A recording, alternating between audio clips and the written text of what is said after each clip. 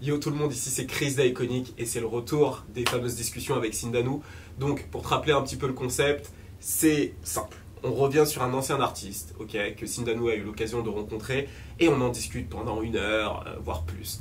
Donc voilà, Sindanu, ça va ou quoi gros? On est là, hein. Ça faisait longtemps là, et on t'a demandé. Ah ouais? Ah, dans la rue on m'arrête, on t'a demandé, on m'a dit mais quand est-ce que tu refais ces vidéos avec Sindanu? On a besoin d'avoir ce jus, cette culture là. Oh. Les gens ils en ont marre de moi parce que je parle trop des rappeurs SoundCloud apparemment. Donc toi tu serais le vrai du rap à l'ancienne, donc voilà. Déjà ton été s'est bien passé? Ça va. Tout va bien. Tout va bien reposé, tout ça. Ouais. Là je suis un peu malade aujourd'hui donc ouais. Mais ça va aller. Ouais, on va essayer d'enchaîner plein de vidéos maintenant là parce qu'il y a trop de gens qui demandent. je vais pomper tout ce que t'as. Allons-y, vamos. Et pour le retour, justement, on a choisi un artiste qui me tient à cœur, qui te tient aussi à cœur. Ouais, et aussi à beaucoup de gens ici dans la salle. Jay-Z. Ouais.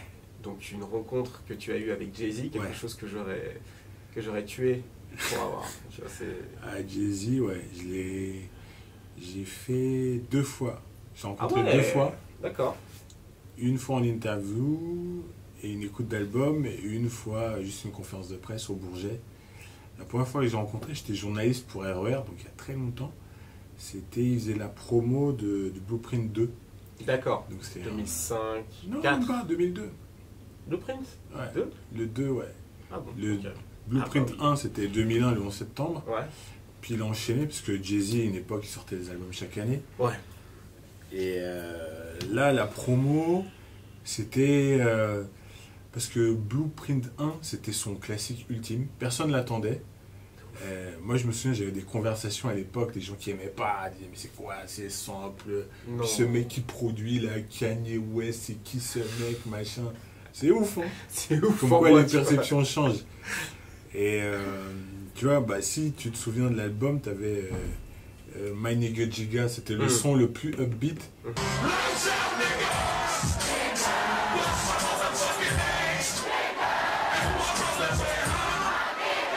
T'avais plein de gens qui disaient ouais mais ça c'est un vrai son de Jay-Z. Tous les autres trucs sous le chelou on comprend pas, tu vois. Ouais. Bref. Donc aux États-Unis, là il est vraiment devenu une vraie star. Bon, il était déjà devenu une star un peu avant. Il y avait le single avec Beyoncé. Bah oui, c'était 2002. Bonnie and Clyde O2. Exactement. Ouais. Bah oui, forcément O2. Ouais. Gros star, gros statut, c'est vraiment lui qui devient le boss de Def Jam, enfin de tous les artistes Def Jam. Et quand il arrive à Paris, il venait de signer son deal avec Reebok. Et c'était dans le cadre d'une promotion avec Reebok, qui était super moche d'ailleurs, les S Carter. Là. Ouais. C'était une sorte d'imitation des Gucci à l'ancienne. Il arrive avec un jet, avec Reebok S Carter. Ouais. Donc rendez-vous au Bourget. Le gars il arrive, encore en pot de pêche. Ah, à l'époque, les pots de pêche. Pot de pêche gris. Veste sans manches vert. Donc aujourd'hui tu t'habilles comme ça, tu jettes des pierres, mais bon. 2002 c'est la fraîcheur ultime. Mais grave. J'en ai rêvé moi de cette tenue pot de pêche. Non mais déjà on s'est tapé le Bourget, donc c'était super loin. On nous a mis dans une petite salle, etc. Il y avait tous les journalistes de la presse rap, c'est l'époque où il y avait encore de la presse rap. Le gars arrive. Attends, pause. Tu viens d'envoyer un chat? Non. Il n'y a plus de presse rap. Bah non. Il n'y a que des youtubeurs quoi. Non, mais non, c'est des blogs, mais je veux dire, il y avait presse ouais, non, papier, tu vois. Je voulais t'embêter, ouais. Tu connais, t'avais Radical, t'avais l'affiche, Rap Mag, RER, etc. Le gars arrive, bon, moi ce que j'avais jamais vu de Jay-Z, tu vois, mais évidemment je m'étais tué à sa musique. Le gars arrive et je me suis dit non, c'est vraiment Jay-Z. Le gars il rentre dans la pièce, il s'applaudit tout seul. Hello, my name is Jay-Z, I come from Brooklyn, New York, Marcy Project, you're in the presence of the greatness. Ah non, c'est quoi ce mec? C'est un ouf. Et tu sais, je sais plus dans quelle chanson où il dit move like a ball player. Et tu sais, il marche comme ça avec son truc. C'est dans PSA. Ouais. Dans Black Album. Exactement. Et là, ce truc où il marche comme ça, il s'applaudit, tu dis non, c'est mon gars ça. Il est incroyable. Il s'assied. Conférence de presse, c'était pour parler de ses pompes. Évidemment, tout le monde ne voulait pas une musique. Donc on parle, on fait 2-3 fausses questions. sur ses pompes qui étaient moches, je le rappelle. C'est dégueulasse. Putain, moi à l'époque, tu me les aurais filés, comment je les aurais portés tous les jours de ma life? Je sais pas. Genre, à cette époque-là, c'était les Air Force One pour moi. Genre, j'aurais que parlé Air Force One. Je sais pas si tu te rappelles le clip de Fabulous, là, This Is My Party. Ouais. Il y a une séquence, mon gars, d'ailleurs, je vais vous la mettre, où tu vois Fabulous qui marche sur une table comme ça. Et à un moment donné, il fait un pas, et il le remet en avant comme ça. Moi et mon frère, on tombait par terre à ce moment-là. Tu te rappelles du passage, hein, toi, t'es un bon. Et du coup, je me disais, putain, c'est quoi ce truc? Putain, il me faut cette paire, etc. Donc c'était le feu. Mais tu me filais les S-Carter, c'était Jay-Z, c'était bon pour moi, quoi. Moi, franchement, j'adore Jay-Z, mais là, je dis non, je peux pas. Mais tu portais du Rocawear. Trop, fort, hein. C'était trop, même. Fracasser ton hoodie Rocawear. C'était trop. D'ailleurs, je sais pas comment on faisait pour mettre des trucs comme ça, c'est vraiment honteux. C'est le folklore de l'époque, c'est ce que je me dis, tu vois. Oui, non. Et puis mettre des marques aussi gros, bon, maintenant, ça revient à la mode. Ouais. Mais c'est vraiment de la pub gratuite, quoi. Mais bon, bref. Avec des gros logos, ouais, c'est streetwear. Il fait sa conférence, on lui pose des questions, et il est en mode Jay-Z. Quand ça lui va pas, il répond pas. Ah ouais? Ouais. Tu lui poses une question, il dit next. Ah, le bâtard. Ah ouais, tu poses une question, puis il dit.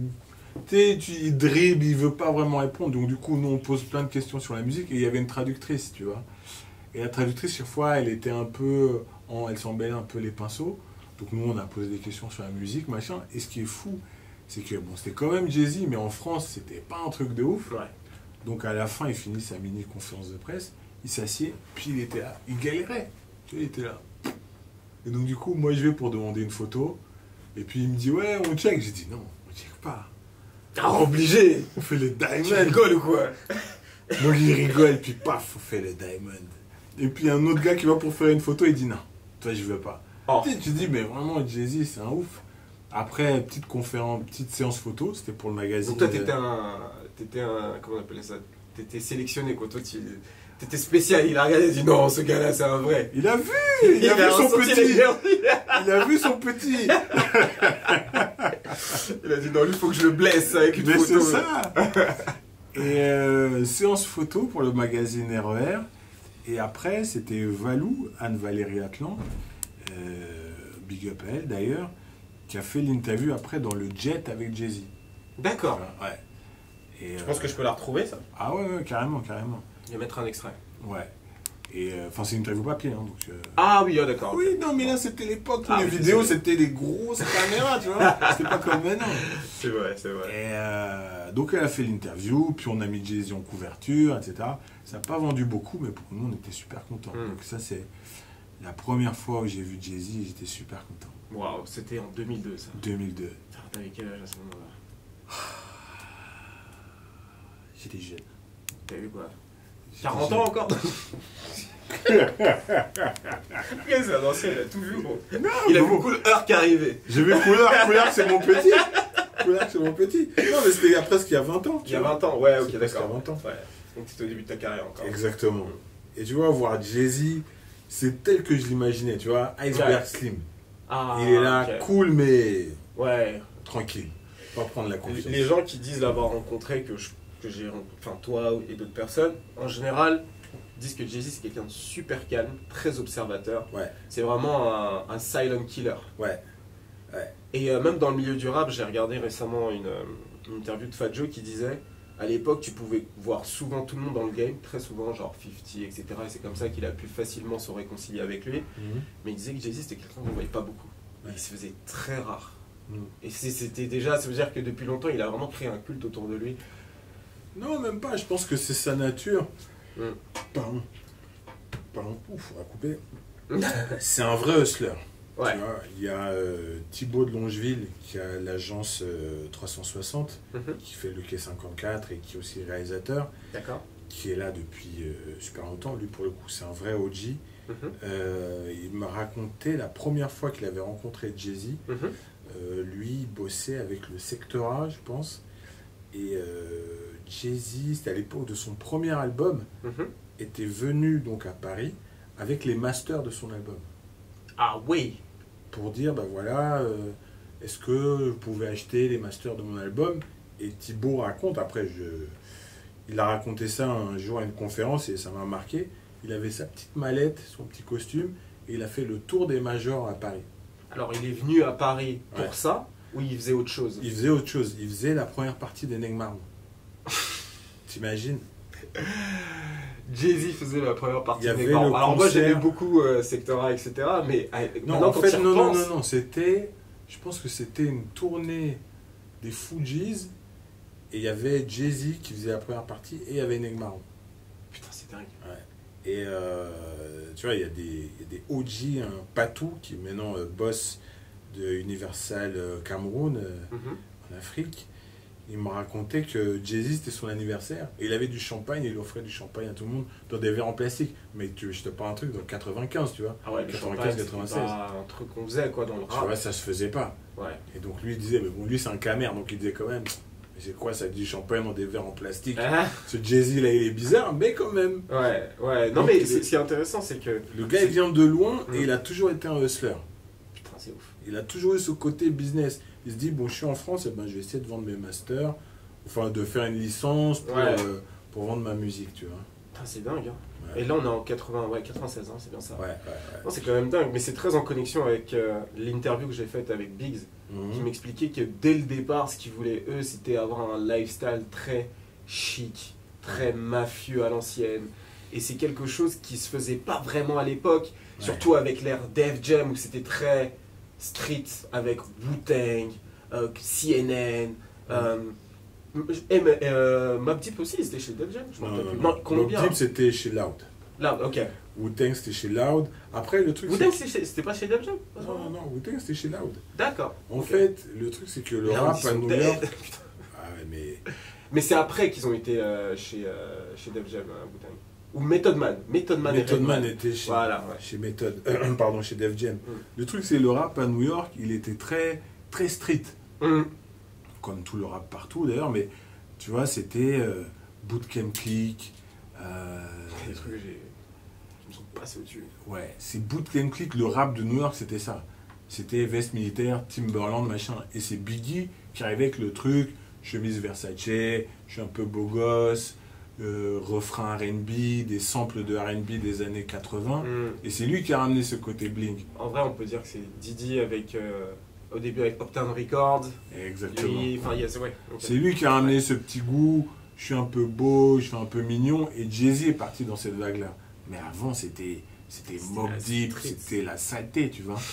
Et c'est pour ça que Biggie, de son vivant, il faisait pas l'unanimité, tu vois. Ouais. T'as plein de gens qui disaient, ah non, mais j'aime pas, c'est trop bling bling, c'est toujours champagne, c'est trop club. Déjà à l'époque, les gens étaient pas d'accord. Et là, on dérive un petit peu, mais c'est ce que vous aimez. Hein. Nas, c'était ça qui était intéressant, c'est qu'aujourd'hui, quand on écoute It Was Written, les gens se disent, ah, c'est un classique, c'est parfait, c'est très bien, etc. Mais à l'époque, c'était vraiment mal reçu, parce que les gens ont vu le projet comme un projet qui était beaucoup plus commercial. Puisqu'il y avait le single avec Lauryn Hill, ces choses-là. Et moi, c'est quelque chose, dans ma perception à moi, qui est complètement ouf. Parce que pour moi, ça reste super purement rap. C'est vraiment purement rap. Tu vois, même s'il y a des refrains chantés, etc., mais ça reste vraiment rap. Et c'est ce qui me fait dire aussi qu'aujourd'hui, quand tu vois des artistes arriver et que les gens sont pas contents de les voir évoluer, ça montre que la personne qui est rétrograde ou qui est puriste est souvent dans le faux. Elle devrait laisser l'artiste évoluer, parce que si Nas n'avait pas évolué, on n'aurait pas eu un It Was Written. Si Jay-Z n'avait pas évolué, on n'aurait pas eu un Blueprint. Non, mais après, tu vois, la musique, c'est tellement personnel. T'as des gens, ils te disent, oui, j'écoutais ça, j'avais 15 ans, c'est ma jeunesse, machin. Donc quand tu vois le gars de ta jeunesse qui fait des trucs, tu te dis non, il peut pas me faire ça. Écoute, pourtant l'artiste doit évoluer. Il doit évoluer. Et tu sais quoi, moi j'ai aussi ce ressenti-là pour plein d'artistes. Tu sais, par exemple, c'est dans l'actualité, Jim Jones. Cette année, il a ressorti un album, El Capo. Bon, aujourd'hui on parle de lui parce que bon, avec 6ix9ine. Mais son album là, il est excellent. Mais parce qu'il me rappelle 2008, mais en mieux. Dans ce qu'il faisait. Il travaille avec Hitmakers, c'est mes meilleurs prodos. Jim Jones, je me dis putain, c'est excellent, tu vois, le projet est excellent. Mais il y a beaucoup d'artistes qui doivent évoluer, type Kanye West. Kanye West, autant j'ai adoré Good Kid, Mad City, mais aujourd'hui, quand je le vois faire College Dropout, mais aujourd'hui, quand il a sorti My Beautiful Dark Twisted Fantasy, j'ai su l'apprécier pour ce qu'il était aujourd'hui, tu vois. Et c'était ça avec Jay-Z et même les autres. Et c'est ça. Mais après, pour l'évolution, tu as des artistes, tu vois, comme Outkast. Je pense que chaque album est complètement différent. Ah ouais, mais eux, c'est... Et les fans arrivent à suivre. Ouais, et on les a fans, ils sont juste différents. Jay-Z, bah, il a toujours évolué par Ouais. petits pas, tu vois, Ouais. dans son business, dans son image, dans sa manière de se présenter. Et tu vois, moi, quand je l'ai rencontré en 2002, aux US, il était déjà énorme. Quand je l'ai revu en 2009, pour la promo de Blueprint 3, c'était déjà... Marie Beyoncé, Beyoncé, il s'est séparé de Dame Dash, il venait de monter Rock Nation. Rihanna qui venait de péter aussi avec Umbrella, donc là c'était J. Cole, il venait de signer J. Cole. Il venait de signer J. Cole et l'anglaise, là, j'ai oublié le nom, qui a les cheveux blonds. Je me rappelle plus. Comment elle s'appelle? Rita Ora. Ah, Rita Ora. Ouais. Et je me souviens, donc là c'est la deuxième fois que je l'ai rencontré. Déjà, je vais vous donner le contexte. Là, l'interview c'était à Londres et on devait faire l'écoute à Abbey Road Studio, donc le studio mythique de Londres, etc. On était un groupe de 4 journalistes et l'attaché de presse. T'as un des journalistes qui nous a fait louper le train ou louper un taxi, donc on arrivait super en retard. Donc on arrive à Abbey Road. T'as Jay-Z qui est assis sur la console et il nous serre tous la main comme ça du bout des doigts, ouais, puis on le regarde, puis on était tous surpris, mais attends, pourquoi il est... You guys are late. Fait, oh, ok. En plus, ça fait ça avec sa voix. Ouais. Il dit ok. Et puis il dit, donc on devait écouter l'album avant de préparer l'interview du lendemain. Pas de notes, évidemment, on n'enregistre rien. C'est faire l'interview comment, bref, on écoute et il avait sorti le morceau un peu avant Death of Autotune. Ah. Donc il sort à l'époque c'était les iPods. Son iPod il était frais, je me dis oh non, Jay-Z Jay-Z il est en place. Non mais tu vois c'est ouf. Donc quand il a sorti son iPod, t'as fait le Diamond Sign ou pas? Ah. Non mais c'est dur d'être un fan. Le gars il fait n'importe quoi, t'es enjaillé, tu vois. Non, donc il sort son iPod, je suis là, ah merde. Pas fil de branche, pas il joue les morceaux. Et quand tu rentres, il se lève, genre, hey nice to meet you, Sean Carter.